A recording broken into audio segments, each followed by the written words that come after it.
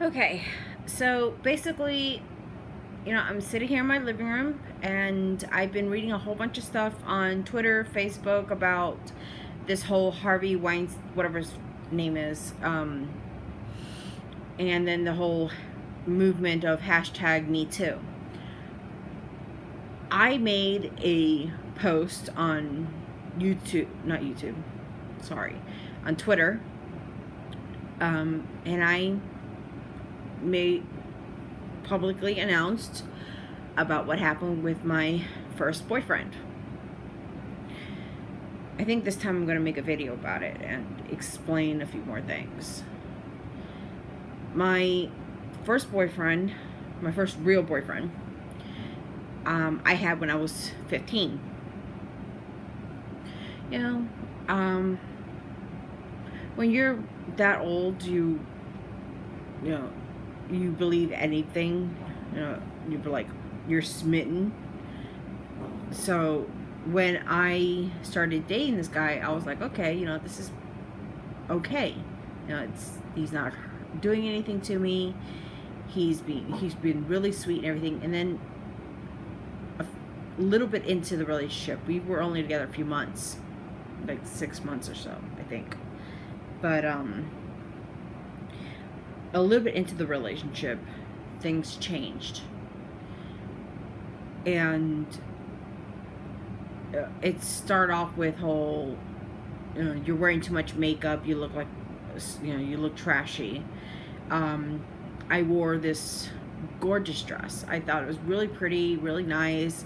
It was really bright. I was getting a whole bunch of compliments, and then he shows up and tells me, you're too fat to wear that, and takes off his jacket and makes me cover up. Now I'm huge. I'm not gonna tell you how much I weigh, but back in high school, between high school and middle school, I ranged between 140 and 150 pounds. I was comfortable with myself because I had, I had really shapely legs, flat stomach. I had breasts, but I've had breasts since I was in like elementary school. And I had my beautiful hair, but it was a lot curlier. And I was okay with who I was. So to have somebody that claims they love me tell me that I was too fat to wear something that pretty kind of hurt me. I'm not getting into too much detail, but there were times where he wanted me to do things to him. I wasn't ready. He wanted to do things to me. I wasn't ready. But he kept pulling the whole, if you love me, you'll do this. You'll prove it, He said that quite often. That's the whole relationship that we had. If you love me, you'll do it. No matter how much I wasn't ready for it, I wanted to prove to him that I loved him. So at 15, I'm thinking, this is, I'm in love. I want to be with this guy. Yeah, okay. Just remember, I was 15. Okay, I didn't know any better. I was raised very strictly Catholic my entire life. So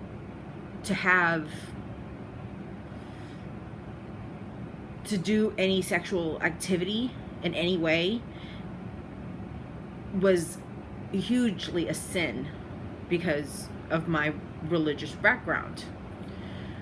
So when he kept going, kept insisting that, we do things together just so I can prove my love, it just got worse and worse and worse, and I wasn't ready. I wasn't ready, and I didn't want to, but I did anyway. It got to the point where anytime, he would buy me things. He bought me a ring that was too small to fit in any of my fingers, but he insisted I wear it anyway. He bought me a necklace, and I couldn't wear anything else but that necklace. He bought me a dress that was 2 sizes too big and insisted that I wear it. I had to wear heels. If I wore makeup, it could only be like powder, you know, only like foundation and stuff like that. Couldn't wear lipstick. My earrings, I couldn't have these hoops.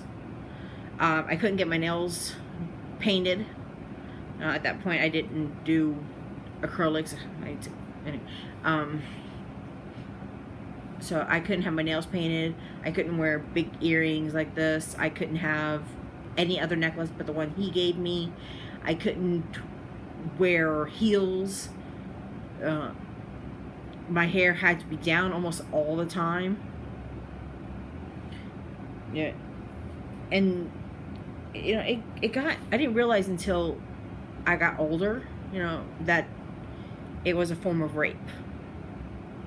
Because he kept insisting to push me to do things that I wasn't ready for.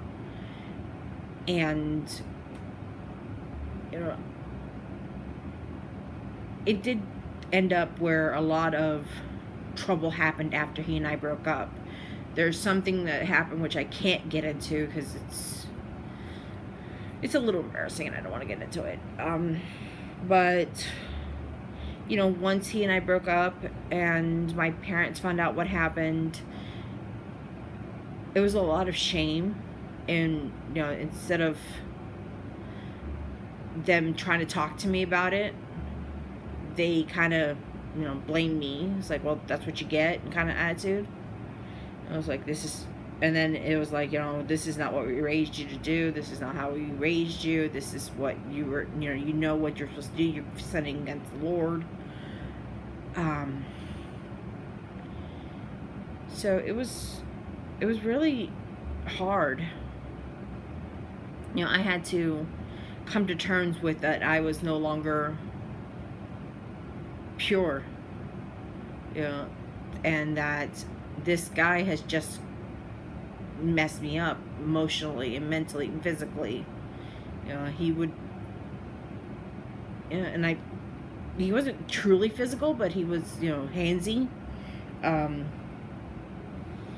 Things always, you know, he grab a hold of me if I was doing things. He didn't like me talking to guys. He didn't even want me talking to my girlfriends. I could only hang out with him.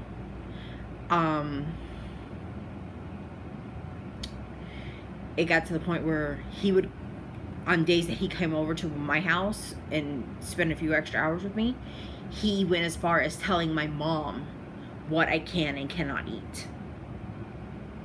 And he did that quite often because he said I needed to lose weight. Yeah, I'm not a vegetable eater. I don't eat, you know, the salads. I don't eat carrots. I don't eat any of that crap. I don't know why. I've never liked it. But I got sick and my mom made me some soup and he insisted that she put carrots and celery in it. And then it forced me to eat it, whether I liked it or not. He's like, well, you got to eat something. You got to eat healthy. So I guess I knew that the relationship was tainted, I guess you could say. Or, you know, it was just that it was wrong. But because I wanted so desperately to find love and to find happiness in the abusive relationship I grew up with at home, that I got blind to it. But when we broke up, it was just, there's a lot of problems that happened afterwards, and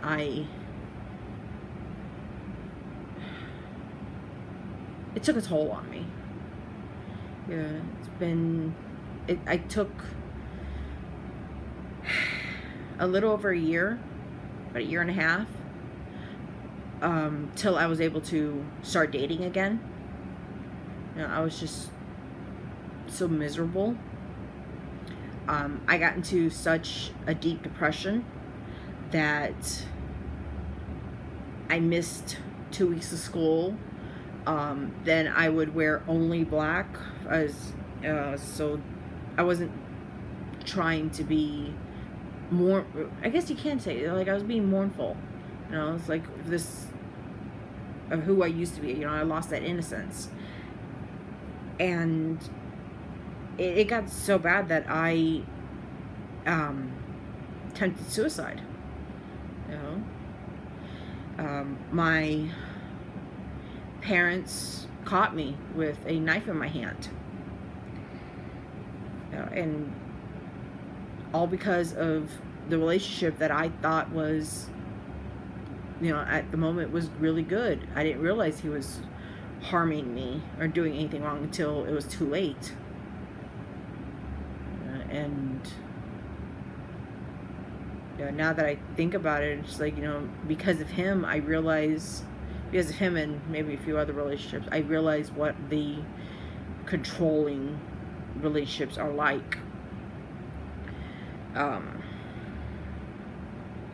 It's just like now, you know, I'm married now, you know, and I'm lucky to have the man that I have.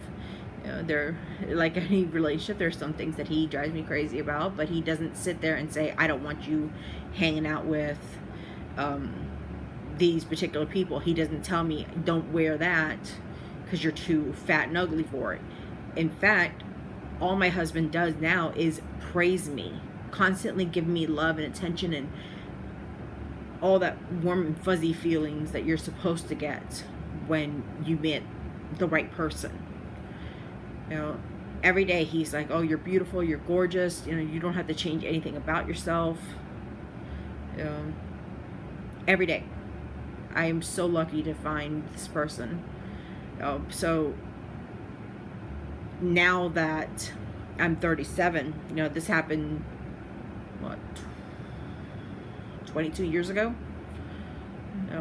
No, I'm 36, sorry. Sorry, I made myself older. So that happened 21 years ago. And I'm still affected by it. I'm still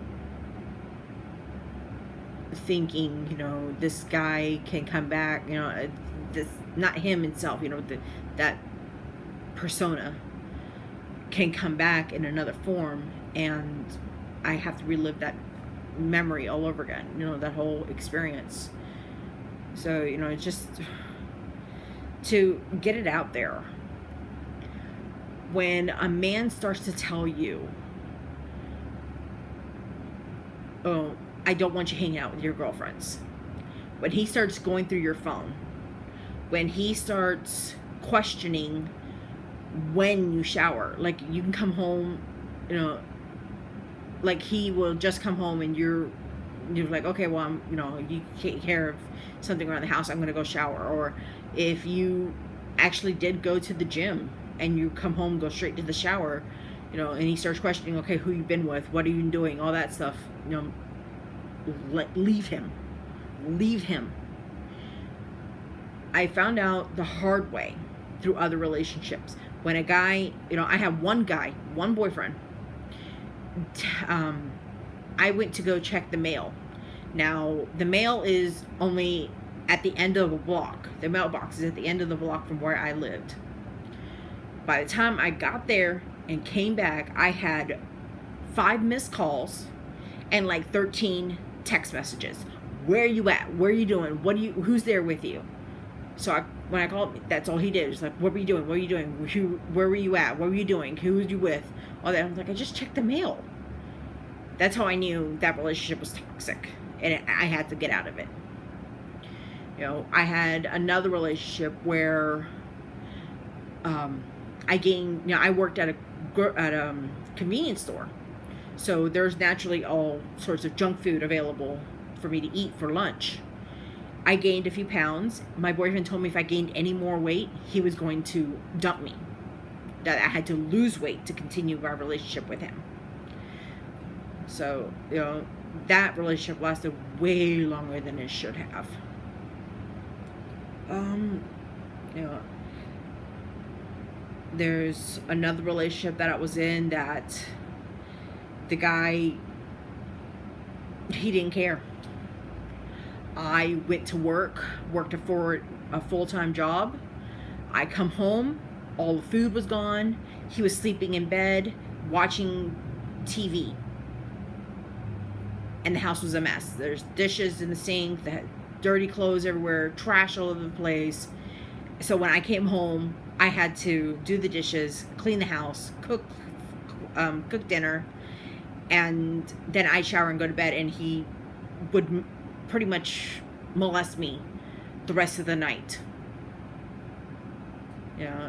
It's and I have had another molestation story. We were at a party, everybody was drinking. I knew one guy in particular, he was drinking and was on drugs, and I suggested him to lay down next to me. That was the only other space in the whole house where everybody was crashing that was available. I had my own pillow, my own blanket. He had his own pillow and his own blanket. I spent the rest of the night with him, touching me, kissing on me, licking me, just groping me, molesting me the whole fucking night. Would not leave me alone.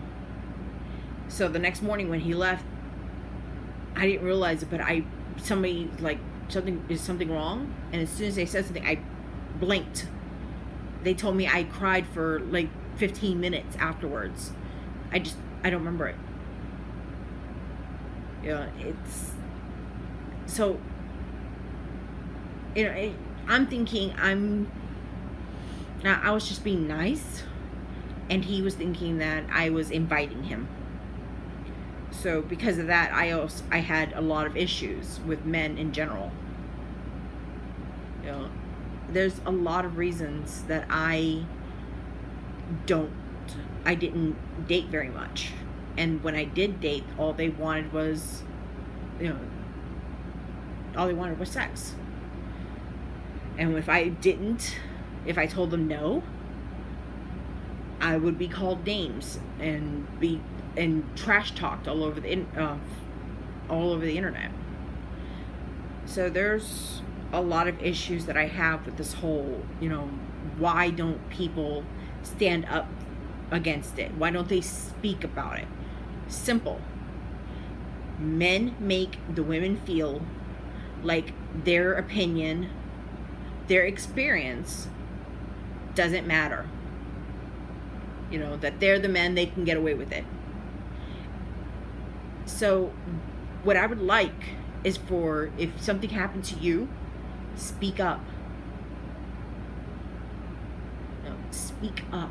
I know it takes a lot of courage, and it's a lot of work, but do you really want to be miserable and depressed and have anxiety and PTSD because of it? Because that's what I'm dealing with. Okay?